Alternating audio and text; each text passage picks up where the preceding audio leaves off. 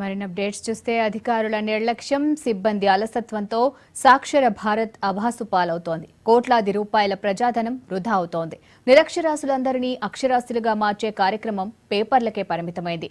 క్షేత్రస్థాయిలో సిబ్బంది పనిచేయకపోయినా రికార్డుల్లో data entry చేస్తున్నారు.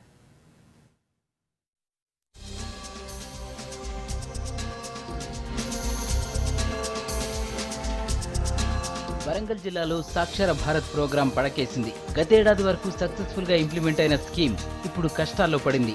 అందరినీ అక్షరాస్యులు చేయాలన్న లక్ష్యంతో కేంద్ర రాష్ట్ర ప్రభుత్వాలు జాయింట్ గా అమలు చేస్తున్న ఈ కార్యక్రమం ఉన్నతాధికారుల నిర్లక్ష్యంతో అభాసుపాలవుతుందన్న విమర్శలున్నాయి.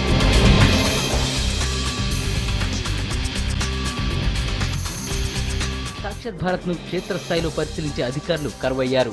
నిధులు కూడా రాకపోవడంతో ప్రోగ్రాం కష్టాల్లో పడింది. ఏడాదిన్నరగా జీతాలు ఇవ్వకపోవడంతో కోఆర్డినేటర్లు తీవ్ర ఇబ్బందులు పడుతున్నారు.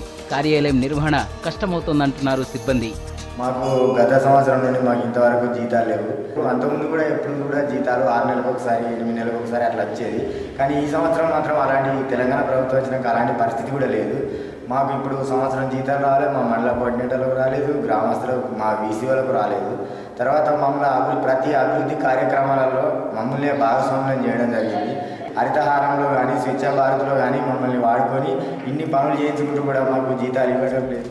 సాక్షర భారత్ స్కీమ్ నిధులలో కేంద్రం 75%, రాష్ట్ర ప్రభుత్వం 25% భరిస్తున్నాయి. జిల్లాలో 1924 మంది గ్రామ కోఆర్డినేటర్లు, 50 మంది మండల కోఆర్డినేటర్లు పనిచేస్తున్నారు. విలేజ్ కోఆర్డినేటర్స్ కు 2000, మండల్ కోఆర్డినేటర్ కు 6000 వేతనం ఇస్తున్నారు. అయితే 4 కోట్ల వరకు సిబ్బంది జీతాలు పెండింగ్ లో ఉన్నట్లు తెలుస్తోంది. గత సంవత్సరం నుండి కూడా రూపాయి రావడం లేదు, జీతాలు అనేది రావట్లేదు. అదే కాకుండా మేము ప్రతి నెల పేపర్ ఇస్తాను.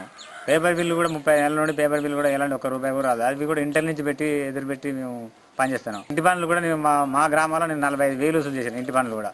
అవి కాకుండా మళ్ళీ హరితహారంలో కూడా 15 రోజులు పనిచేసినాం. కనీసం మా కుటుంబం గడవాలన్నా మాకు ₹1 రావట్లేదు. కాబట్టి ప్రభుత్వం మా మీద స్పందించి కూడా పైసలు వచ్చేటట్టు చేయాలని మేము ఆశిస్తున్నాం. కోఆర్డినేటర్లు, ఫీల్డ్ ఆఫీసర్స్ నిర్లక్ష్యంతోనే కార్యక్రమం అమలు సరిగ్గా జరగడం లేదంటున్నారు ఉన్నతాధికారులు. సిబ్బంది కష్టపడి పనిచేస్తే జిల్లాలో సంపూర్ణ అక్షరాస్యత సాధించవచ్చన్నారు. జిల్లాలో 10,60,000 మంది నిరక్షరాస్యులు ఉన్నట్లుగా మనం గుర్తించడం జరిగింది. ఈనాటి వరకు 4,76,000 మందిని అక్షరాస్యులు చేసుకోవడం జరిగింది. కార్యక్రమం పనితీరును మనం దగ్గరగా పరిశీలిస్తే అనుకున్న స్థాయిలో ఈ కార్యక్రమము చేయడంలో కొద్దిగా విలేజ్ కోఆర్డినేటర్ల వైఫల్యము స్పష్టంగా కనబడుతుంది. అందుకే విలేజ్ కోఆర్డినేటర్ కానీ మండల కోఆర్డినేటర్ కానీ చిత్తశుద్ధితో పనిచేయవలసి ఉంటుంది. వరంగల్ను సంపూర్ణ అక్షరాస్యత జిల్లాగా తీర్చిదిద్దేందుకు అధికారులంతా కలిసికట్టుగా కృషి చేయాలంటున్నారు పబ్లిక్.